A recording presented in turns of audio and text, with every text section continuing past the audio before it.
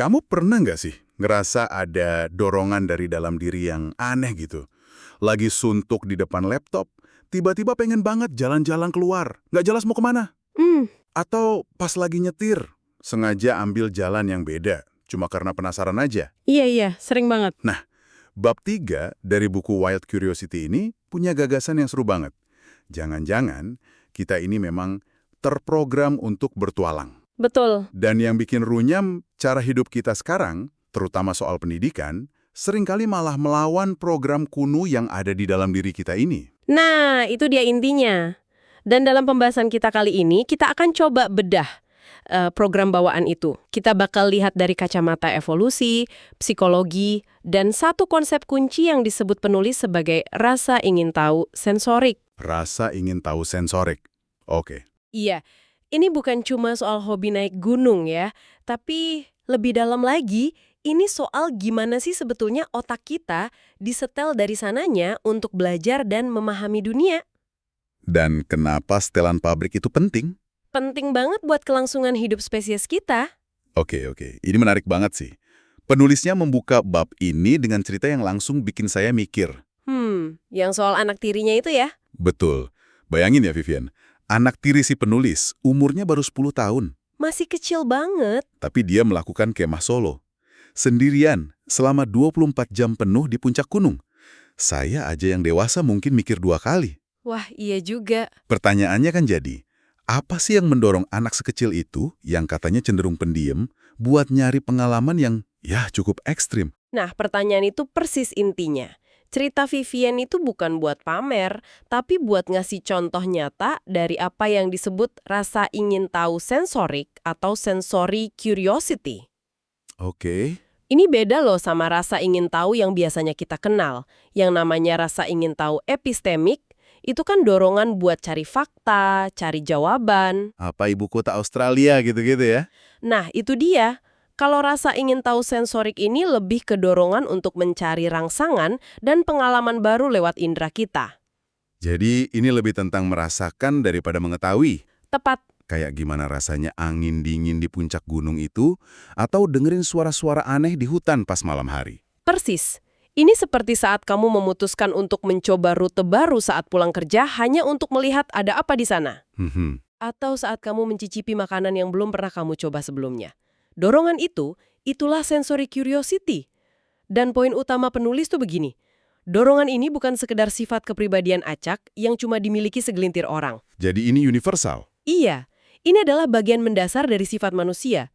Inilah mesin yang sama yang mendorong nenek moyang kita ribuan tahun lalu untuk menyeberangi daratan es, menjelajahi benua yang sama sekali nggak dikenal, Wow. dan akhirnya menyebar ke seluruh pelosok bumi. Jadi mereka nggak melakukannya karena baca Google Maps ya, Jelas bukan? tapi karena ada dorongan dari dalam buat merasakan apa yang ada di balik cakrawala itu. Tepat. Mereka didorong oleh kebutuhan untuk mengalami langsung, bukan sekedar tahu. Dan kalau kita tarik lebih jauh, ini nyambung banget sama cara kita belajar sebagai spesies. Nah, ini dia. Kalau dorongan ini begitu mendasar, bagaimana kita bisa sampai di titik di mana anak-anak sekarang justru lebih banyak di dalam ruangan? Ironis ya? Rasanya ada jurang pemisah yang sangat besar antara cara kita berevolusi untuk belajar dengan cara kita mendidik mereka sekarang.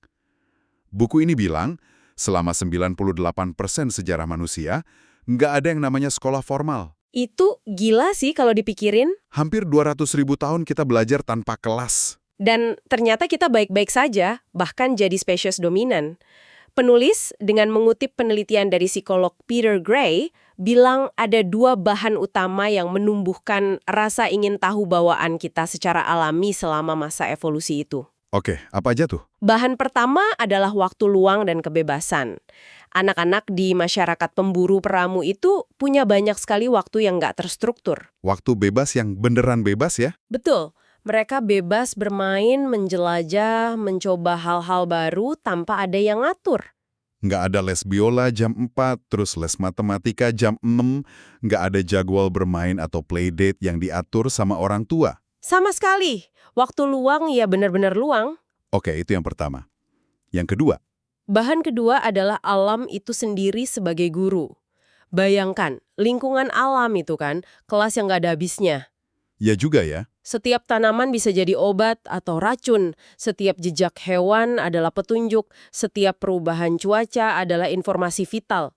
Ini bukan sekedar gagasan romantis buat kembali ke alam ya. Bukan cuma buat postingan Instagram.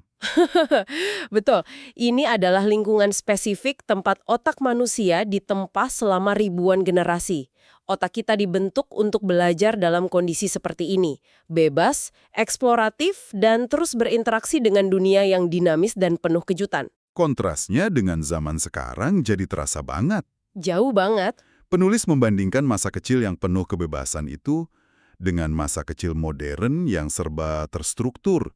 Kita punya les, jadwal yang padat bahkan taman bermain pun sekarang disebut struktur bermain atau play structures. Ya, betul. Seolah-olah bermain pun harus ada strukturnya. Harus aman, harus terukur. Coba deh, kamu pikirin jadwal kamu sendiri. Atau kalau punya anak, jadwal mereka.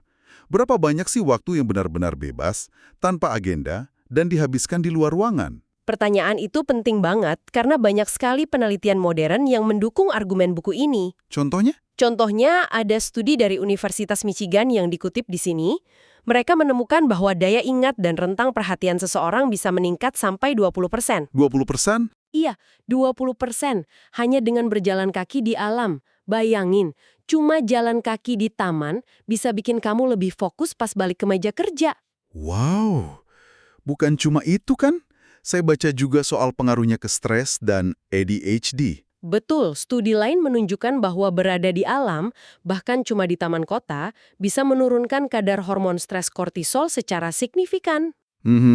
Dan untuk anak-anak dengan ADHD, waktu yang dihabiskan di alam terbukti bisa mengurangi gejalanya seefektif beberapa jenis pengobatan. Luar biasa. Yang lebih menarik lagi, ini ada hubungannya dengan jenis rasa ingin tahu yang kita kembangkan.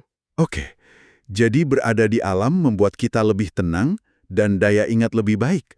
Tapi apakah hanya itu? Saya penasaran, apakah ada pengaruhnya terhadap cara kita berpikir atau cara kita menjadi penasaran? Nah, ini pertanyaan kunci.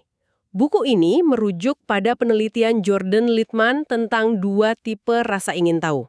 Ada tipe D, yang didorong oleh deprivation atau perasaan kekurangan. Kekurangan? Maksudnya? Ini rasa ingin tahu yang muncul karena cemas. Misalnya, aduh, aku nggak tahu jawaban buat ujian besok. Aku harus cari tahu. Rasanya nggak nyaman. Oh, oke. Jadi kayak terpaksa gitu ya? Betul.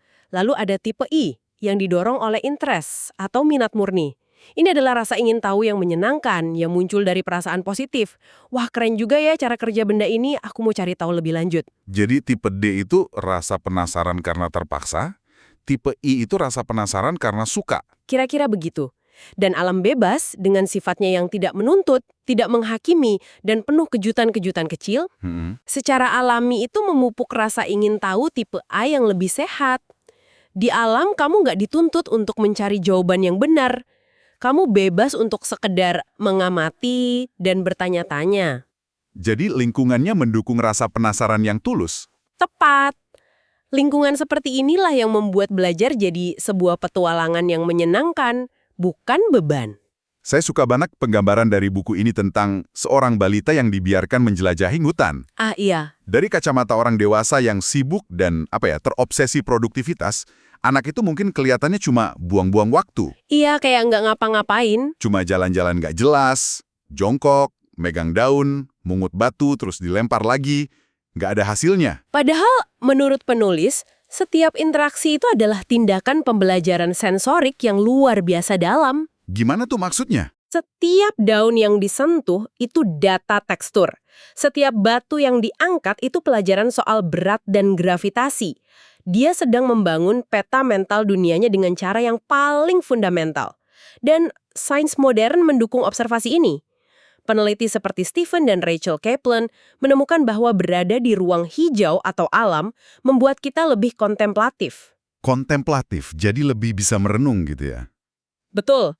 Pikiran kita jadi nggak terlalu reaktif dan lebih mampu berpikir secara mendalam. Tunggu. Di buku ini juga disebut soal bakteri di tanah kan? Katanya bisa bikin bahagia. Ini serius? Serius, dan ini bukan efek placebo. Wah, Peneliti menemukan bakteri spesifik bernama Mycobacterium vaccae di dalam tanah. Saat kita terpapar bakteri ini bisa lewat sentuhan saat berkebun atau bahkan terhirup saat jalan-jalan di hutan, sel-sel saraf di otak kita terpicu untuk memproduksi lebih banyak serotonin. Serotonin. Iya, serotonin ini kan neurotransmitter yang sering disebut molekul kebahagiaan. Wow. Jadi saat anak bermain di lumpur, secara harfiah ia sedang menyerap kebahagiaan. Hah, bisa dibilang begitu? Itu mengubah cara pandang saya sepenuhnya. Biasanya kita khawatir soal kotor atau kuman, tapi ternyata ada manfaat biokimia di baliknya. Nah, itu dia. Dan inilah pesan inti dari bab ini. Apa yang sering kita anggap sebagai membuang-buang waktu atau tidak produktif dari sudut pandang modern, sebenarnya adalah proses perkembangan yang sangat krusial. Jadi bukan buang-buang waktu sama sekali. Bukan. Itulah cara otak kita yang sudah terprogram selama ribuan tahun untuk membangun koneksi dengan dunia, melatih indera kita, dan memelihara rasa ingin tahu bawaan yang jadi bahan bakar untuk semua pembelajaran di masa depan. Oke, jadi kalau kita rangkum, kalau kita tarik benang merahnya, intinya begini ya. Sejarah evolusi kita telah menyetel otak kita untuk belajar lewat pengalaman langsung, petualangan, dan interaksi dengan alam. Betul. Tapi, kehidupan modern dengan segala jadwal dan strukturnya seringkali malah memutus kita dari cara belajar alami ini. Tapi dorongan itu, dorongan untuk bertualang yang kita rasakan, itu nggak hilang, tetap ada di dalam diri kita. Masih ada. Jadi, apa artinya semua ini buat kamu yang lagi dengerin dalam kehidupan sehari-hari? Penting untuk diingat, ini bukan cuma soal anak-anak. Semua manfaat tadi, peningkatan kemampuan berpikir, berkurangnya stres, tumbuhnya rasa ingin tahu yang lebih positif, itu berlaku untuk semua usia. Untuk kita juga orang dewasa. Tentu, dorongan yang mungkin kamu rasakan untuk kabur sejenak dari meja kerja dan jalan-jalan di taman, itu bukan sekedar kemalasan atau keinginan iseng. Buku ini berargumen bahwa itu adalah impuls biologis yang sangat nyata. Itu sisa dari program kuno yang masih berjalan di dalam sistem operasi kita. Benar juga. Dan buku ini kan fokusnya membahas bagaimana prinsip terprogram untuk bertualang ini berlaku untuk cara kita belajar. Iya, fokus utamanya di situ. Tapi ini meninggalkan sebuah pemikiran terakhir buat kamu renungkan. Coba bayangkan bagaimana jika kamu menerapkan prinsip yang sama ke area lain dalam hidupmu. Mungkin ke pekerjaan, ke proyek kreatif, atau bahkan ke hubunganmu. Menarik. Di dunia yang terus-menerus menuntut struktur, target, dan hasil yang terukur, apa ya yang mungkin terjadi kalau kamu dengan sengaja menciptakan waktu tidak produktif di alam? Bukan buat olahraga atau apa ya? Bukan. Bukan untuk mencapai target lari 5 km, bukan untuk mencari spot foto bagus, tapi murni hanya untuk membiarkan pikiran dan rasa ingin tahumu berkelana bebas, seperti balita di hutan tadi. Kira-kira penemuan apa yang mungkin kamu dapatkan tentang program bawaan yang selama ini tersembunyi di dalam dirimu sendiri?